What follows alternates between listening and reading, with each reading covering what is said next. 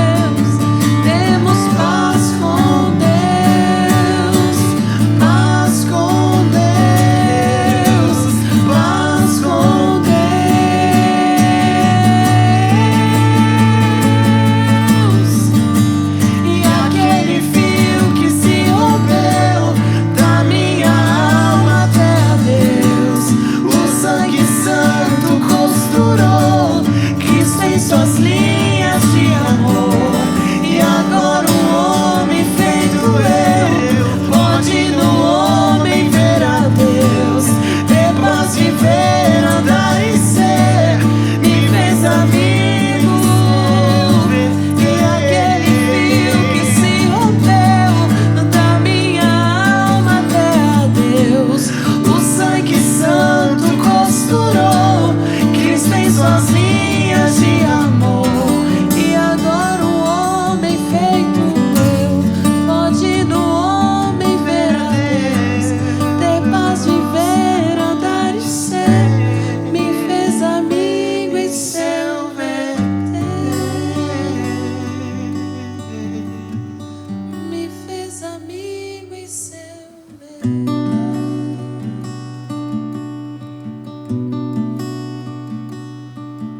Coisa boa adorar ao Senhor, não é? Os louvores, o cântico, louvar ao Senhor e expressar a Deus através do louvor é coisa tremenda.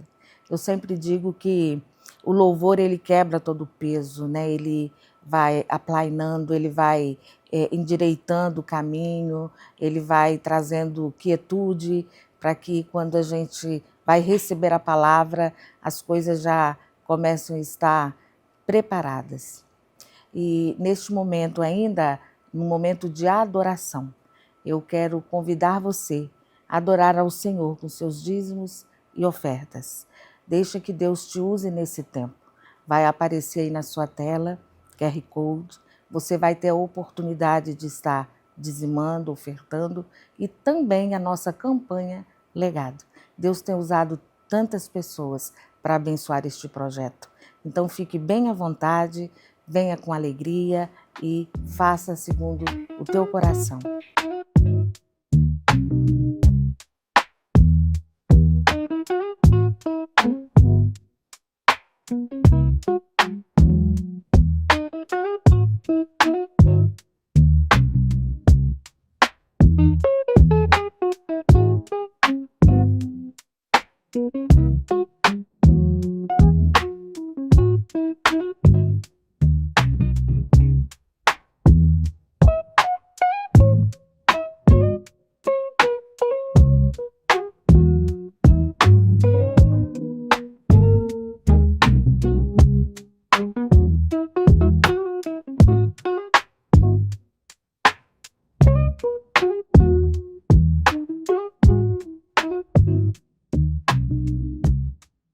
Chegamos no momento esperado, né? O momento da palavra. Deus tem algo para falar conosco nesta noite. E o nosso tema hoje é: em quem está a sua esperança, a sua confiança, não é? E para começar a palavra nesta noite, eu quero trazer uma ilustração de 2 soldados. Imagina 2 soldados se preparando aí para uma batalha. O primeiro, ele coloca a sua vestimenta reluzente, o metal reluzente, né? Um escudo firme, pesado, e uma espada bem afiada, tudo muito bem preparado. O segundo, da mesma forma.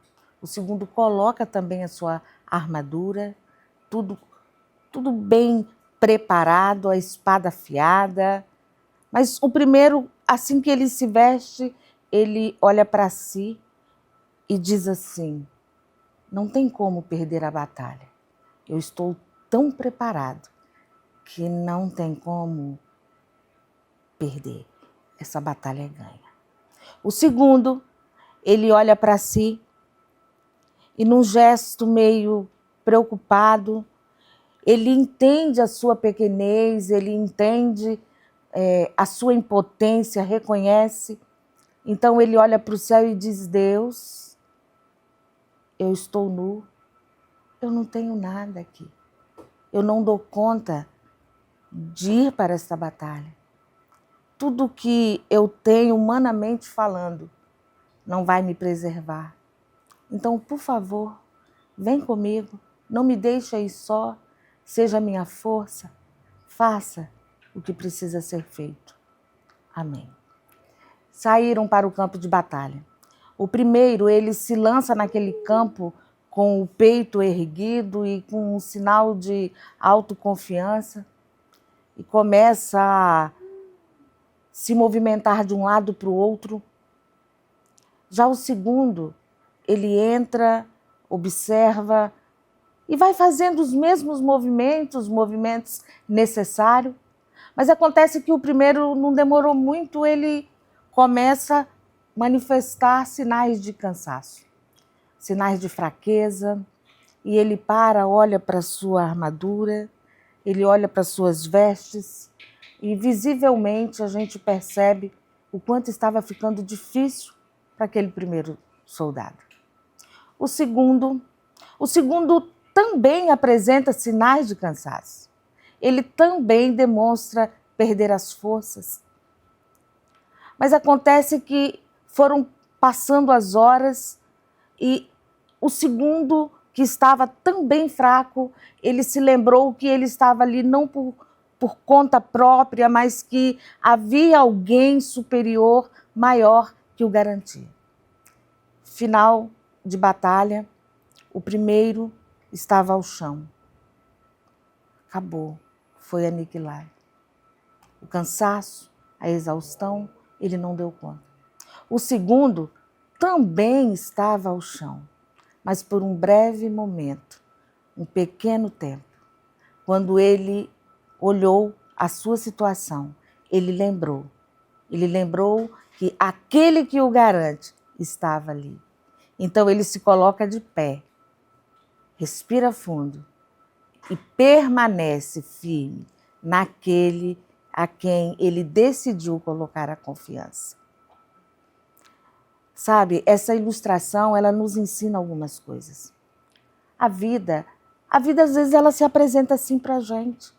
Quantas pessoas colocam a sua segurança em coisas, em situações, em pessoas?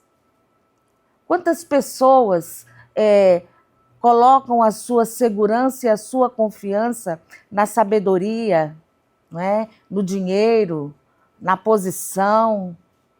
Só que quando estas coisas passam, a pessoa também vai junto. Porque onde ela segurava, desmoronou, acabou. Mas também observamos pessoas que depositam a confiança em Deus e, como a primeira que eu acabei de citar, também tem os seus recursos. Também tem dinheiro, também tem posição, também tem influência, tem poder. Mas a grande diferença é que este segundo que deposita em Deus a sua confiança, ele assume uma postura maravilhosa que faz toda a diferença. Assim como aquele soldado, ele admite a sua pequenez, ele admite a sua impotência e ele exerce então o princípio da mordomia. Ele olha para tudo que ele tem e ele diz: não tenho nada, porque tudo que eu tenho é do meu Senhor. Eu apenas sou um mordomo e administro todas as coisas.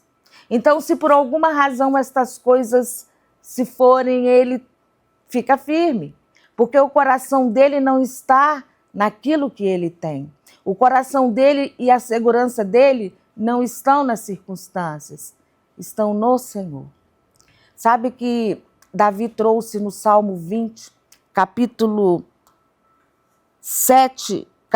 20, versos 7 e 8, Davi disse o seguinte: uns confiam em carros de guerra e outros em seus cavalos. Nós, porém, invocaremos o nome do Senhor, nosso Deus. Eles se prostram e caem.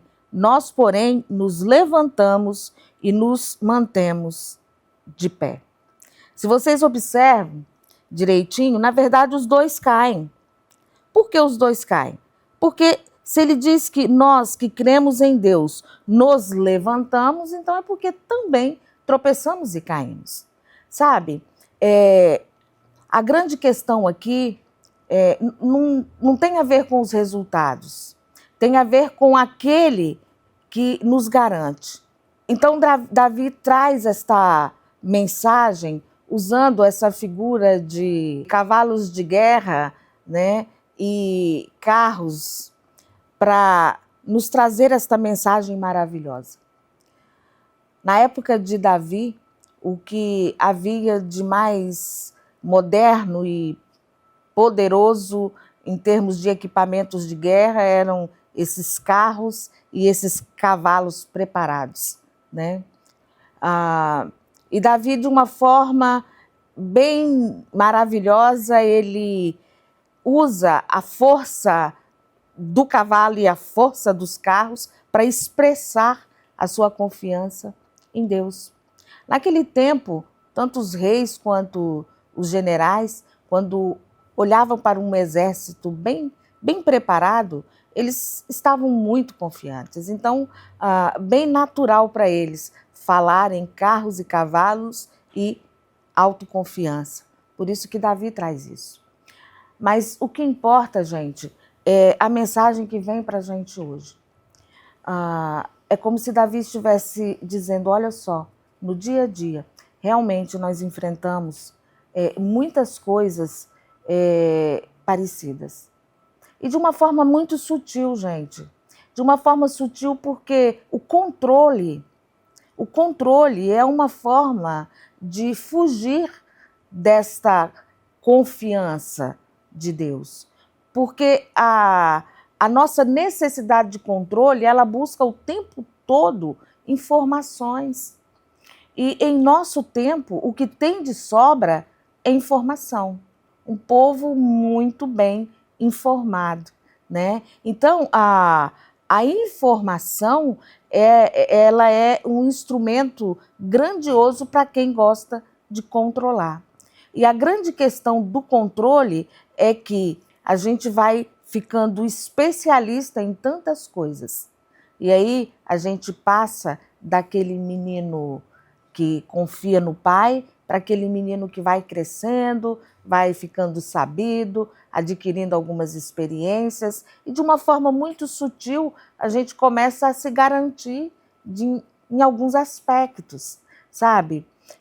Foi de propósito que eu trouxe a ilustração dos soldados, colocando-os no mesmo nível, né? A questão de estarem preparados, a questão de recursos.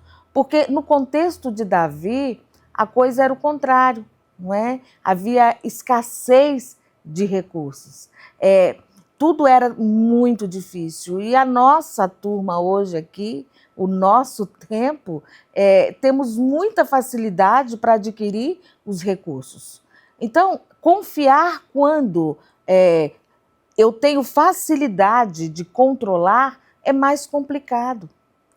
E a nossa situação é essa situação do soldado muito bem equipado, do soldado que está vivendo as batalhas diárias e que, sem querer, sem ser de forma intencional, acaba que acostumando, vindo para o automático, tomando algumas decisões, tendo algumas atitudes, fazendo algumas coisas sem consultar, às vezes sem orar, às vezes sem esperar, porque essa cultura imediatista nos ensina que tudo é muito instantâneo, muito rápido, a velocidade das coisas. Então, esperar Deus responder, às vezes não é tão fácil mais.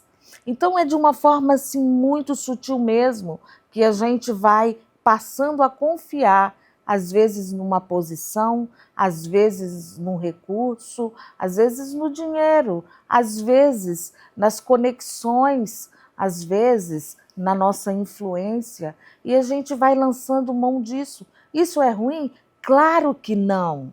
Não tem nada de ruim. Tudo isso é bênção. Você conseguir todos os recursos possíveis para que você vá à batalha do dia a dia, isso é uma bênção. A grande questão é para onde eu estou direcionando a minha confiança, não é? Então, Davi traz esta palavra e eu, quando fui ler esse salmo, eu estava refletindo sobre o quanto a gente está vulnerável a sentir que somos independentes, não é? Deus nos criou com dispositivo a sermos dependentes. E quando a gente começa a ficar sabido, a gente começa igual o filho mesmo. A gente começa a querer dar os passos sozinhos, tomar as decisões sozinhos, sabe? É muito comum a forma como a gente lida com a vida no nosso dia a dia, a gente levar para o nosso relacionamento com Deus, levar para a nossa fé. E as coisas com Deus não são assim. Então, eu quero pensar com você que não é a estrutura que a gente monta, não são os recursos que a gente dispõe, não é o nosso preparo que vai fazer com que a gente ganhe ou não. O que vai fazer o que a gente seja vitorioso, de fato, espiritualmente falando, é a nossa fé direcionada àquele que tudo pode, ao Deus, ao Senhor dos Exércitos. Então, eu gostaria de perguntar, se eu não tenho controle sobre isso, o que fazer para sair vitorioso e permanecer de pé? Gente, tá para existir uma geração mais insegura quanto a nossa. O nível de insegurança, justamente porque não existem mais absolutos, ninguém sabe para onde ir. Está todo mundo muito perdido, mas ao mesmo tempo, essa enxurrada de informações, não estou dizendo que seja ruim, é bom, mas essa enxurrada de informações faz com que a gente se torne muito mais imediatista. E então, quando a gente vai lidar com as coisas espirituais, a gente não tem muita paciência. A gente já se acha crescidinhos, a gente já se acha sabendo, mas não é uma intenção ruim no coração, não. Estou falando de mim mesma. E eu tenho certeza que muitas vezes você também deve ter sentido isso. Se fôssemos pensar em Davi, quando foi enfrentar Golias, numa condição nossa hoje, ele coloca aquela armadura para enfrentar a batalha, ele ficou desconfortável, a armadura era grande demais. Se tivesse no nosso contexto, ligaria: ei, você aí que fabricou essa armadura, manda 2 números a menos, não é? E Deus não iria deixar de fazer. A questão não está naquilo que a gente tem em mãos, está na nossa confiança e em nosso coração. Eu quero, nesse momento, estar lendo com você o que Paulo trouxe de 2 Coríntios, que diz assim: em tudo somos atribulados, porém não angustiados, porém não desanimados. Somos perseguidos, porém não abandonados. Somos derrubados, porém não destruídos. O que Paulo está nos dizendo é que a vida cristã, ela não nos isenta de sofrimento, não nos isenta de batalha. Mas o que ele quer dizer é que o Deus Todo-Poderoso, ele nos garante até o fim. O sentido desta palavra é que não importa a forma como você chegou, o que importa é com quem você chegou. Porque com quem você chegou é que garante se você é vitorioso ou não. Mas os nossos olhos buscam resultados. Nos nossos olhos, se eu não ganhei, então está tudo errado. Nos nossos olhos, se eu não fiquei curado, então tem alguma coisa errada. Nos nossos olhos, se a coisa não está dando certo, então tem alguma coisa errada. Não importa o que esteja acontecendo na tua vida, se Deus está com você, deu tudo certo. Você sabe por quê? Porque Ele te garante. E tudo, exatamente tudo, se você está com Deus, tudo coopera para o seu bem. Mas você precisa olhar na perspectiva de reino e não olhar com um olhar humano, natural, que é a base do que eu ganhei, do que eu lucrei, não é? Não perdi tempo. Deus é com você por onde você for. Então não fique triste se não aconteceu do jeitinho que você planejou. Eu sei que às vezes bate aquela tristeza e os questionamentos vêm e as pessoas desabafam e tá tudo bem, não é? Porque dói. Poxa, eu fiz tudo certinho, cuidei da minha saúde, me alimentei direitinho, fiz atividades físicas. E aí, agora, um diagnóstico terrível nas mãos. O outro, eu me empenhei tanto, sabe, num novo negócio. Coloquei todas as minhas energias, apostei todas as minhas fichas e o negócio não andou. Apostei tudo naquela pessoa e só me frustrei. Eu sei que estas coisas doem, mas eu vou te dizer uma coisa. O maior milagre, maior do que se você pudesse se ver vencedor, é você ter passado todas essas lutas e guerras e estar hoje aqui com vida, de pé, sustentada por Ele. Isso sim é milagre. Vamos continuar adquirindo tudo que você puder, de conhecimento, de capacidade, tudo aquilo que possa agregar, sabe, força, que possa agregar para que você possa enfrentar as batalhas com maior ânimo e disposição. Nada disso é errado.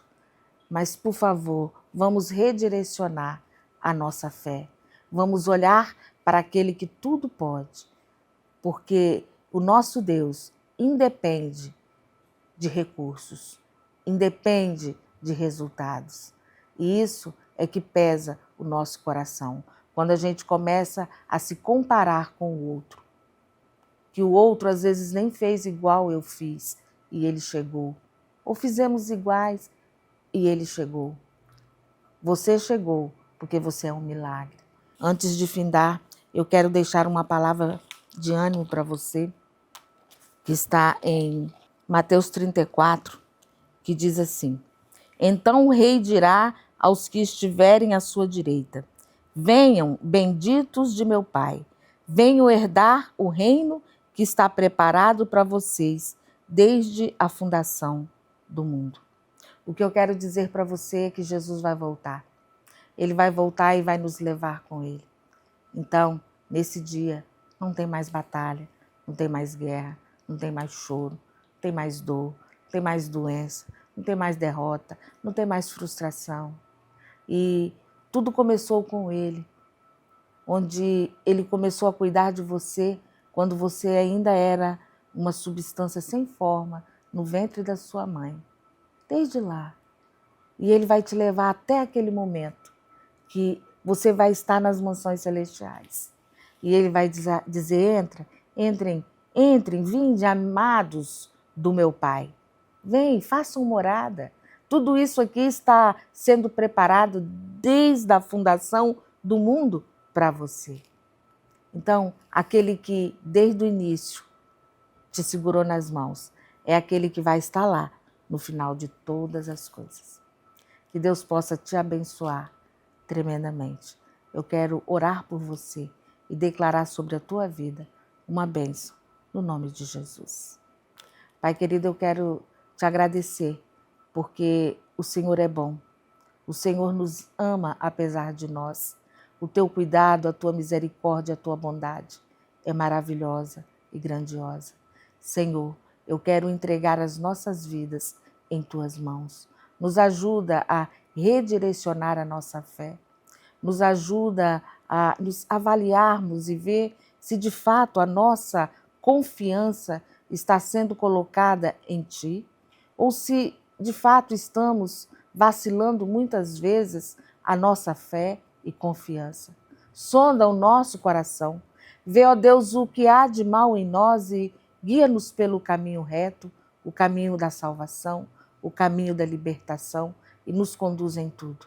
Eu quero te agradecer pelo teu cuidado e o teu amor, no nome de Jesus. Deus abençoe a tua vida. Obrigada por ficar até aqui e até a próxima quarta. Amém?